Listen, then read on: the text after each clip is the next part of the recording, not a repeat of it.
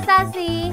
Belakangan ini ada dua aksi korporasi besar yang jadi sorotan, mulai dari anak usaha Telkom yang siap dilepas, sampai keluarga Prajogo Pangestu yang jualan saham brand. Kompak divestasi, apa sebenarnya yang terjadi? Yuk kita bedah. Hai, Mimis here, welcome to Investopedia part 15. Mari kita mengulas berita terbarunya terlebih dahulu. Yang pertama ada berita terkait Telkom yang menyiapkan langkah strategis dengan melepas unit fiber optik Infranexia untuk perkuat bisnis jangka panjang. Tahap awal pengalihan aset lebih dari 50% infrastruktur ditargetkan rampung akhir 2025. Kemudian berita selanjutnya ada dari Green Era Energy, perusahaan milik keluarga Prajogo Pangestu yang melepas sebanyak 87,67 juta saham PT Barito Renewables Energy atau BREN dengan nilai transaksi mencapai 737,9 miliar pada September 2025. Mengapa ya perusahaan melakukan divestasi saham? Kita kenalan dahulu dengan aksi korporasi satu ini. Kebalikan dari investasi, divestasi adalah strategi bisnis di mana perusahaan melepas atau mengurangi kepemilikan asetnya kepada pihak lain.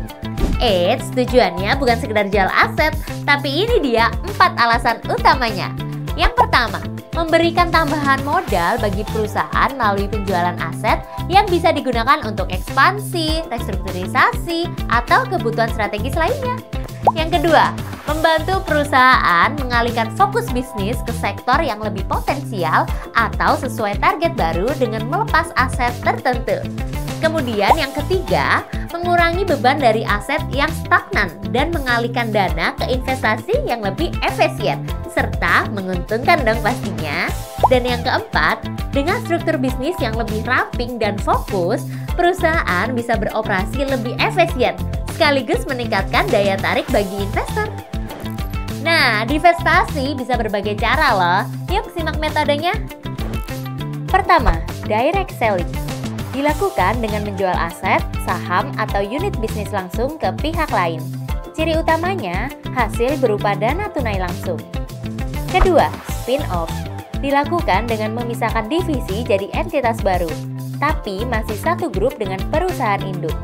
Ciri utamanya, induk perusahaan tetap sama dan bukan dana tunai, melainkan efisiensi biaya.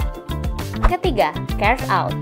Dilakukan dengan cara cabang perusahaan dilepas jadi entitas baru dan sahamnya ditawarkan ke publik. Ciri utama biasanya perusahaan baru tersebut bisa melakukan IPO, sehingga entitas benar-benar berdiri sendiri. Keempat, tracking stock. Dilakukan dengan menjual saham unit bisnis tertentu ke publik, tapi kepemilikan mayoritas tetap di induk. Ciri utamanya yakni induk perusahaan tetap kontrol utama, namun investor bisa ikut memiliki unit bisnis spesifik. Lalu, apa dampaknya bagi investor?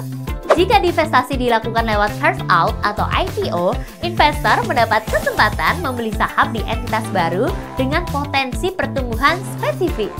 Divestasi saham ke publik menambah free float, sehingga saham lebih liquid dan mudah diperdagangkan. Perusahaan induk bisa lebih fokus pada core bisnisnya, yang biasanya meningkatkan efisiensi kinerja dan pada akhirnya nilai saham jangka panjang.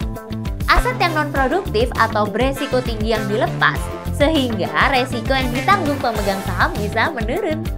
Jika divestasi dianggap strategis, seperti memperkuat struktur modal, harga saham induk juga bisa naik. Namun, jika pasar melihat divestasi sebagai kehilangan aset penting, harga saham bisa juga tertekan sementara. Unit usaha hasil spin-off biasanya lebih mandiri, transparan, dan terstruktur kinerjanya, sehingga investor bisa menilai lebih objektif. Jadi kesimpulannya, divestasi bukan sekedar jual aset. Ada strategi besar di baliknya, mulai dari efisiensi, restrukturisasi, hingga membuka peluang baru bagi investor. Nah, kalau emiten kamu melakukan divestasi, apa langkahmu? Langsung masuk, tetap hold, atau lebih baik wait and see? Tulis pendapatmu di kolom komentar ya. Dan jangan lupa klik like kalau kamu senang mendapat wawasan baru dan subscribe biar gak ketinggalan informasi menarik lainnya seputar dunia investasi dari Minwi. See ya on the next part. Bye-bye, salam cuan!